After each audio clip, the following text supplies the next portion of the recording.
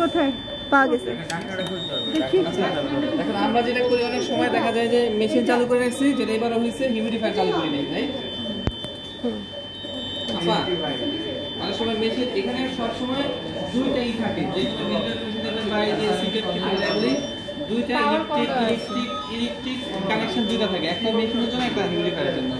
তো এটা হিউমিডিফায়ার কিন্তু অন করি নেই, হিউমিডিফায়ার অন করে দেবো, করার দরকার নেই, ঠিক আছে, গরম হয়ে যাবে। হ্যাঁ, দুইটা ইলেকট্রিক কানেকশন থাকে।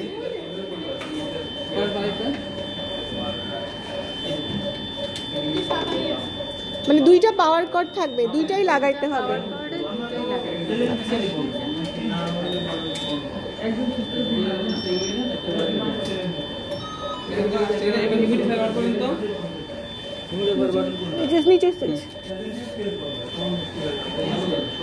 অন হয়ে গেল।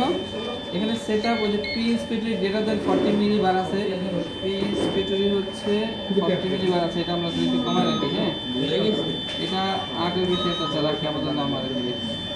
আচ্ছা, ক্যালিব্রেট ফ্লো সেন্সর এরকম আসলে ফ্লো আর অক্সিজেন সেন্সর ক্যালিব্রেট করতে বলে, এই যে ক্যালিব্রেশন বাটন ক্যালিব্রেট করব, ক্যালিব্রেট ফ্লো সেন্সর। হ্যাঁ, এখানে ভিকেল ভির উপর ফোটা থাকলে ওটা হলো ফ্লো, ভুলেও না সব জায়গায়। হ্যাঁ, ভির উপর যেটা ফোটাটা, আর অক্সিজেন ক্যালিব্রেশন আমরা আগে ফ্লো, তাই না? তাহলে ফ্লো, এই যে এটা ফ্লো, ফ্লো দিলাম, স্টার্ট দিলাম, তাহলে flow sensor calibrate disturb measurement switch off. আচ্ছা, যাই হোক, ফ্লো অক্সিজেন সবসময় ক্যালিব্রেশন লাগে না, মাঝে মাঝে লাগে। এবার দিলে অক্সিজেন ক্যালিব্রেশন করা যাবে, দরকার নেই, গেলাম না ওই পর্যন্ত। ফ্লো করতে গিয়ে ঝামেলা হইলো কেন? ঝামেলা কোনো একটা ইসে আছে, লাইনে টাইনে কোনো একটা ঝামেলাতে আমরা থাকবো নাকি? আচ্ছা, থাকবে না, সমস্যা নেই। এখন দেখেন এই যে ফ্লোতে একটু ঝামেলা, ফ্লো করতেছে, ফ্লোতে ঝামেলা আছে কোনো জায়গায়। হ্যাঁ, এগুলো সব ঠিক আছে, লাগাইছে ঠিক মতো।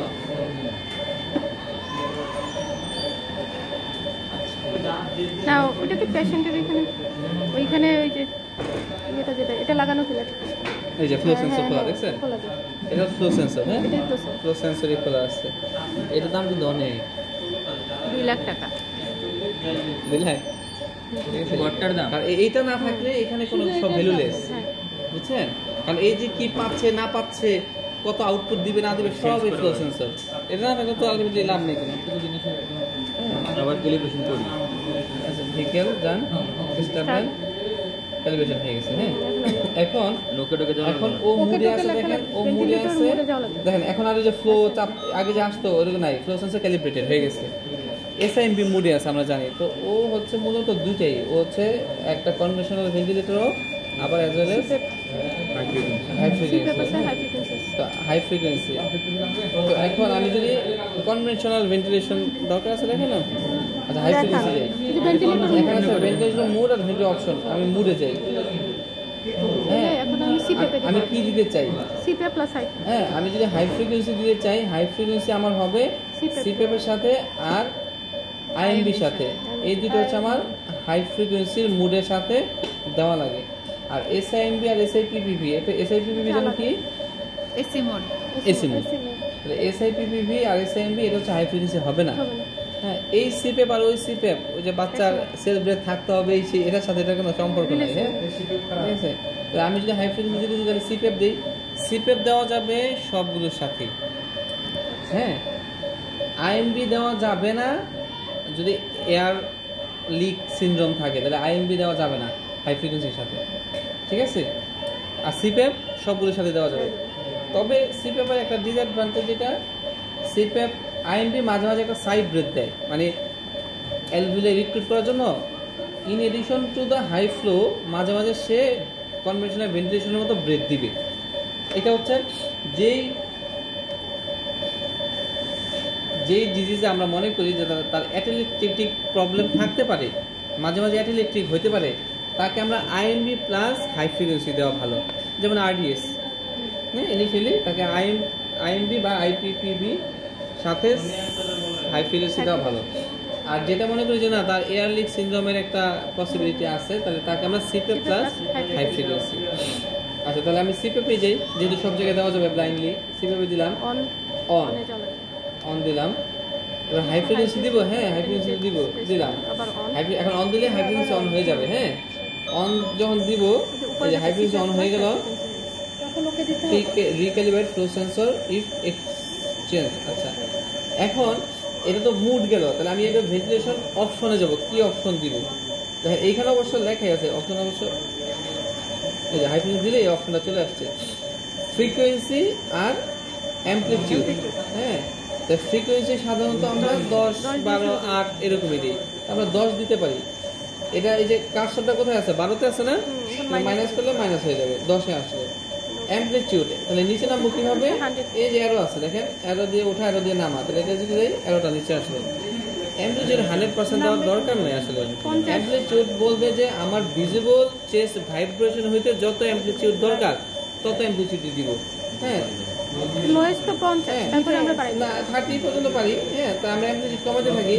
আমার এটা ক্লিনিক্যালি দেখবো যে ভিজিবল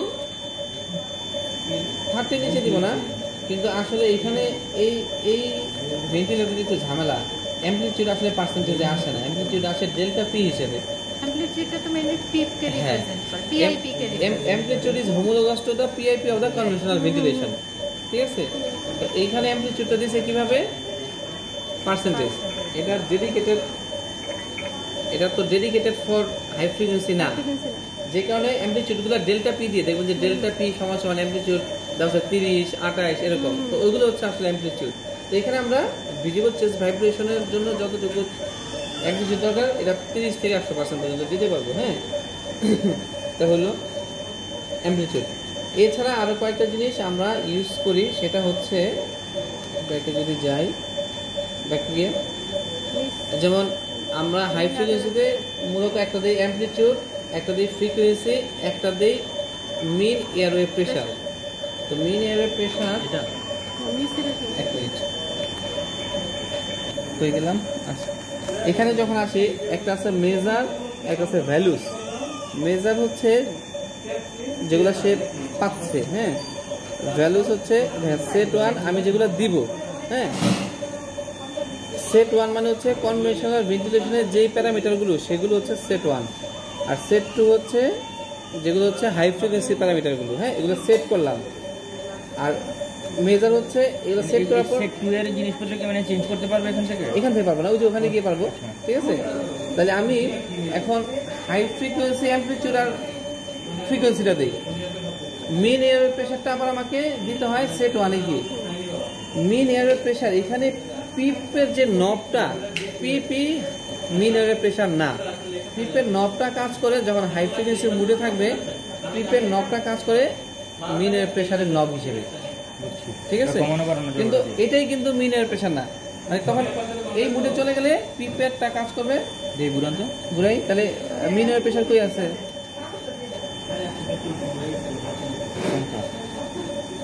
আচ্ছা, পিপ এখানে পিপ আছে তাই তো?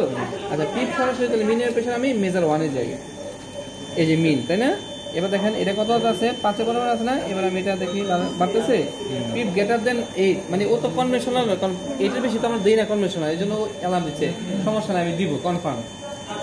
কত আসছে এবার? ঠিক আছে, এই যে 10-এর কাছাকাছি আসছে না? হ্যাঁ, সাধারণত আমরা এই মিন এয়ার প্রেশার দিব কনভেনশনাল ভেন্টিলেশনের যে মিন এয়ারওয়ে প্রেশার ছিল তার থেকে সাধারণত 2-3 বেশি। এটা আমার সব ক্ষেত্রে না, আরডিএস এর ক্ষেত্রে, নিউমোনিয়ার ক্ষেত্রে এগুলাতে দিব। এয়ার লিকের হয় সমান দিব অথবা 2-3 কম দিব। ঠিক আছে, তাহলে সাপোজ কত থাকে মিন এয়ার প্রেশার? 8, এর বেশি তো থাকে না, বা 10। তো যদি 8 থাকে তাহলে আমি 10 দিলাম, আর 10 থাকলে 12 দিলাম। এই যে মিন এয়ার প্রেশার 12 হলো মনে করেন। ঠিক আছে, মিশে গিয়া 12, এই যে এটা বানাচ্ছি। হ্যাঁ, তাহলে আমার প্যারামিটার নবগুলো বাড়ালে হবে না, শুধু পিপের না, পিপের। হ্যাঁ, তাহলে আমার মিন এয়ার প্রেশার হলো, অ্যামপ্লিটিউড হলো, ফ্রিকোয়েন্সি হলো। এটা ওকে করতে হবে না? হয়ে গেছে। আচ্ছা, FiO2 আরেকটা, তাহলে সেট 1-এ যাই। FiO2 তো সেট করা লাগবে, তাহলে FiO2 এই যে আলাদা, FiO2 নব এটা আছে আলাদা, কারণ 50 দিয়ে শুরু করলাম মনে করেন।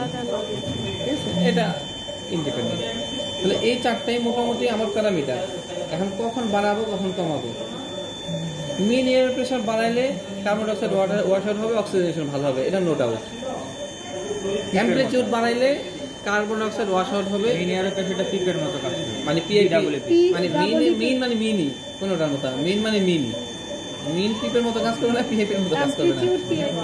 হ্যাঁ, অ্যাম্পলিটিউড যদি বাড়াই কার্বন ডাইঅক্সাইড ওয়াশ আউট হবে, অক্সিজেনেশন ভালো হবে।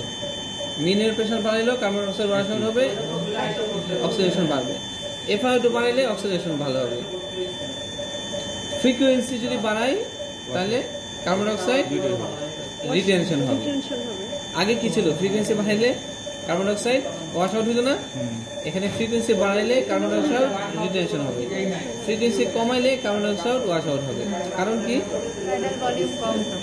টাইডাল ভলিউম কম। আমরা যদি হার্ট রেট যদি চিন্তা করি, cardiac output proportional to the stroke volume and heart rate. এখন ধরেন ওর হার্ট রেট 100, এর থেকে 120 যদি হয়, কার্ডিয়াক আউটপুট বাড়বে। 130 হলে বাড়বে, 150 হলে বাড়বে, 170 হলে বাড়বে, 180 হলে আর বাড়বে না। একটা টাইমে বাড়ার পরে তখন তো তার ডায়াস্টোলিক রিফিলিং টাইম তো কম, তো ও তো পাচ্ছে ভেনাসিটি কম পাচ্ছে। তো যদিও হার্ট রেট বাড়তেছে, কিন্তু ওই পরিমাণ স্ট্রোক ভলিউম তো বাড়তেছে না, স্ট্রোক ভলিউম বলছে তার চেয়ে বেশি কমতেছে। এই জন্য তার দেখা যায় কার্ডিয়াক আউটপুটও কমে যাবে।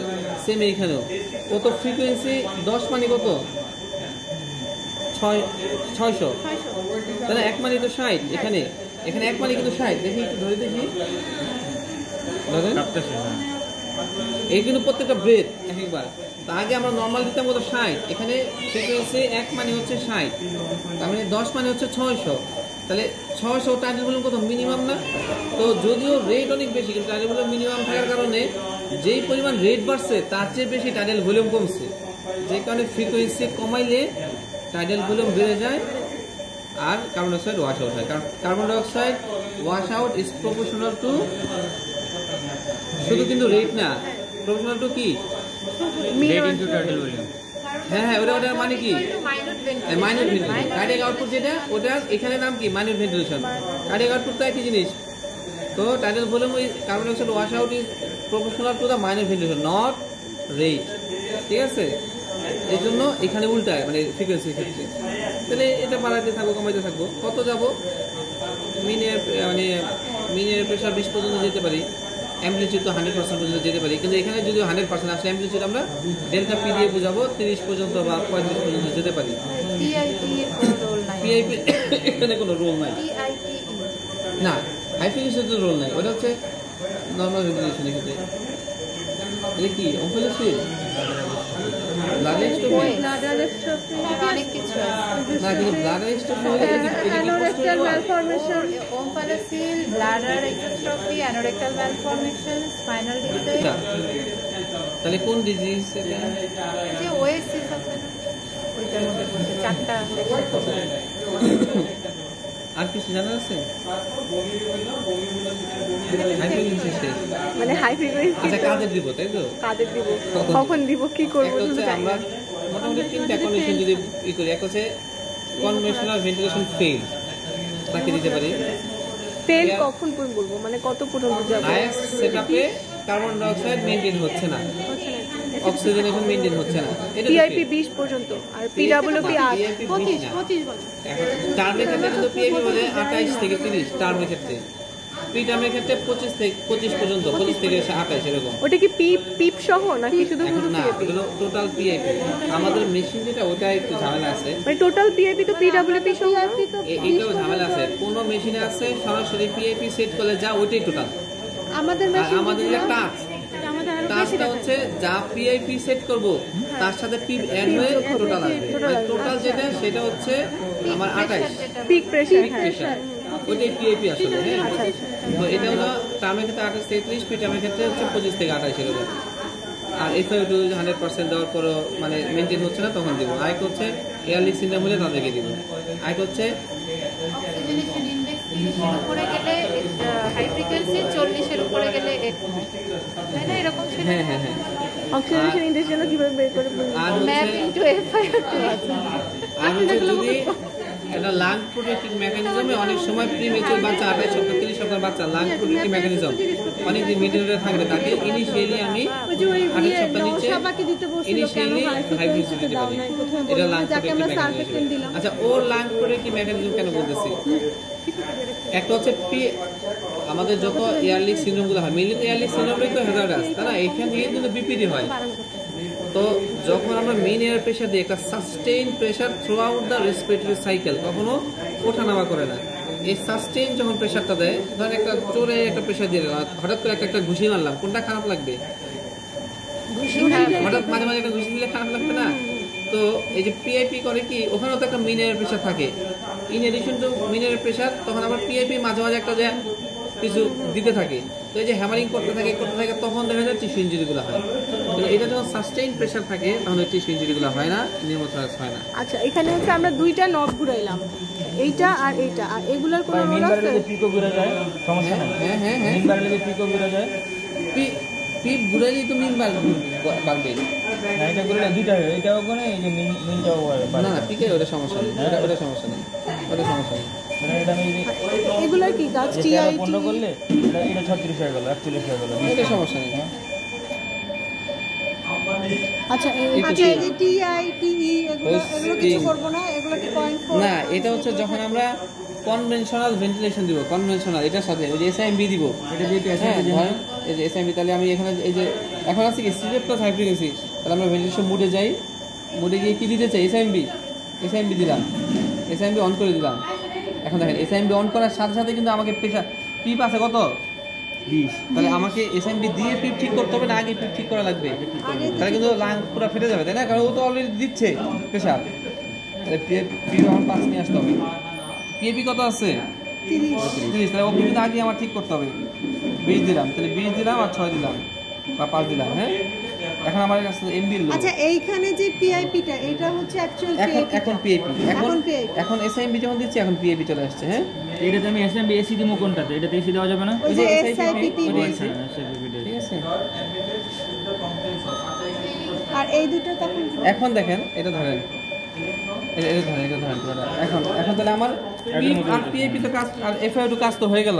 এখন বাকি থাকবে কি আমার রেট, তাই না? এইখানে যেটা, এখন এইখানে রেটে যেটা, এখানে কোনো আলাদা রেট নেই। তাহলে আমি এসে যাই, ব্যাকে গিয়ে ভ্যালুতে গিয়ে সেট করব, তাই না? সেট 1 তো আছে, দেখেন এখানে কি আছে? TI, T rate, I ratio, FIO 2, তাই না?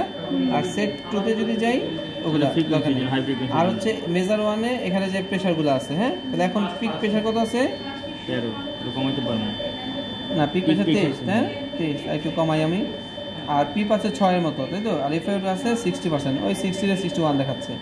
এখন রেট ঠিক করতে গেলে আমাকে আলাদাভাবে রেট দেওয়া যায় না। এখানে টি আই আর টিই দুটো একসাথে নব ঘুরাইয়া রেটটাকে অ্যাডজাস্ট করতে হয়। দেখি আমি একসাথে ঘুরে, এখন রেট কত আছে? 60। আমি চাই কি রেট কমাইতে, 50 করবো, তাহলে 50 করলে টিআই টি কি বাড়বে না কমবে? রেট যদি কমাইতে চাই তাহলে ওই বাড়বে। আবার আমাকে রেশিও রাখতে হবে 1:2:3, তাই না? তাহলে 1:1.5, আমি চাই 1:2 রাখতে, তাহলে টিআই এর থেকে টিই বেশি বাড়াইতে হবে, বাড়ানো যাবে আর কি, অপশন আছে আমার। ক্লিয়ার? তাহলে এই দেখেন, এটা হলো টিই আর এটা হলো টিআই, তাহলে আমি ওটার বেশি, এটার কম, এটা একটু বেশি বাড়াই, এটা একটু কম বাড়াই। দুটোকে একসাথেই এই বাড়াতে যে হবে, একসাথে ঘুরে ঘুরে আমি ওটা লক্ষ্য রাখবো। একই নবে বাড়াতে হবে, দেখেন আলাদা আলাদা করে হবে না। যখন বাড়াতে থাকবে তখন কমতে থাকবে, কমতে থাকলে ওইদিকে এটা আবার দেখতে হবে যদি এই দিকটা ঠিক আছে কিনা। যদি ঠিক না হলে ওই একটা পুরো কমায় ঠিক করতে হবে, অ্যাডজাস্ট করতে হবে। এই তো ধরেন দুইটা এখন সমানে পারলাম, দেখেন দুটো ঘুরাইলেই হবে। সাপোজ এটা 2 এর বেশি হয়ে গেল, তখন আমি যদি শুধু টিআই কমাই দিই, শুধু এটা কমালে হবে তাহলে না, রেট আবার বেড়ে যাবে। আমাকে এই যে এখন 1:1.5 আসছে, এখন আমি চাই না এটা আরো টিইটা আরো বাড়াবো। টিটা যদি বাড়াইতে চাই তাহলে টিআইটা কি কমাইতে হবে, প্লাস এটা বাড়াইতে হবে, কারণ এটা কমাইলে তোমার রেট আবার বেড়ে যাবে। তাহলে আমি এটা একটু কমাই আর এটা একটু বাড়াই। কত আসছে? 50, আর এখানে 1.8, আর একটু আবার এটা কমাই, এটা একটু বাড়াই। ওটা নিজে মানে হ্যান্ডেল করলে বুঝবেন অবস্ট্রাক্টেড কেন। ঠিক আছে, এই দেখেন 1:2 হয়ে গেছে, 51 1:2। সব সময় একসাথেই ঠিক আছে, এই মোটামুটি শেষ।